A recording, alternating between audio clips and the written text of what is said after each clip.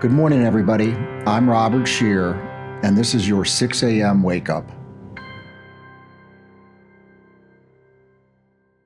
I occasionally attend this religious study class, and I went to one recently, and the topic came up about prophecies. And I think one of the attendees sort of raised the question that, hey, all these prophecies occurred in ancient times, whether it was Jesus or Abraham, Isaac. Are there any prophecies today, and what happened? And I certainly don't know the answer to that, but I did have an event occur with me recently that reinforced my belief that there are still signs, there are still signals that God does speak to us. He just speaks to us oftentimes in different circumstances or through people or through events. And we have to be aware of those, and we have to be open-minded.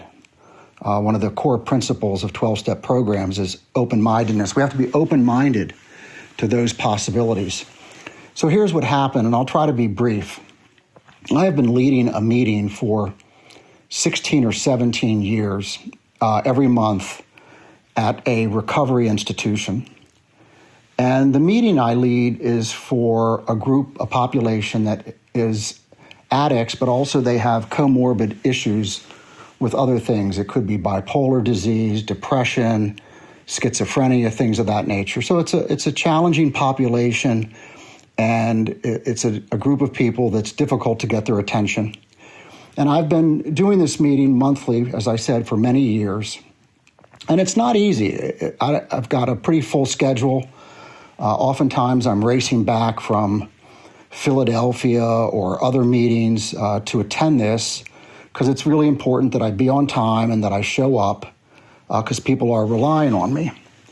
And I was going to this meeting recently, and I was really at the point where I was saying to myself, these people aren't getting much out of this. They don't really pay much attention to the things I have to say. A lot of these people have substantial issues outside of their addiction, and maybe I just need to let this meeting go. So during the course of the meeting, I had brought a friend of mine to lead with me, and there were two things that happened. First, my friend, who's a pretty good storyteller, told some things, and I could see the audience sitting up, paying attention, not gazing off. You could see that he was making a real impact. And when he finished, one of the guys who's been there for many, many months, and it's important to realize a lot of these people are older and they have been in treatment facilities 5, 10, 20 times. So most of their lives have been a struggle. So this one guy who's never spoken before, he sort of sat up straight. He looked us dead in the eye and he said, "How do I forgive myself?" It really caught both my friend and myself by surprise. My friend gave a really good answer that was surrounding the fifth step, which we'll talk about. But the important thing was that after all these months, after all these years, this guy stood up and really maybe shared what's going on with him.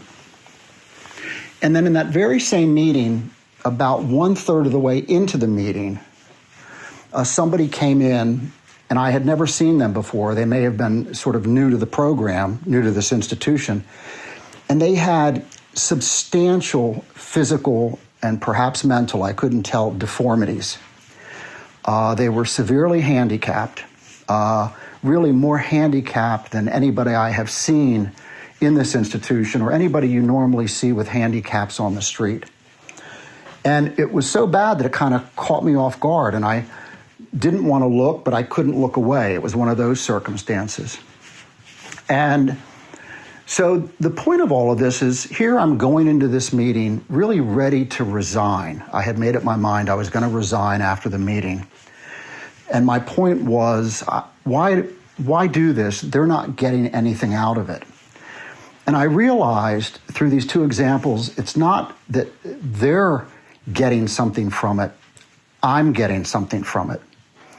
I'm getting a real glimpse, an immersion, if you will, in humanity.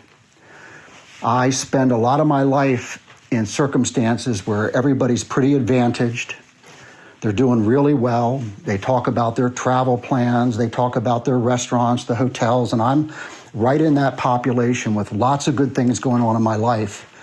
And this was a very stark reminder that there's a lot of suffering in the world. And I'm part of the world. I'm part of the human race, and I need to experience this suffering. It increases my empathy, increases my humanity. And so that was a message. Some would just call it a coincidence, but to me it was a message. And I wanted to share that with all of you for your thoughts. Thanks for listening to my thoughts for the day.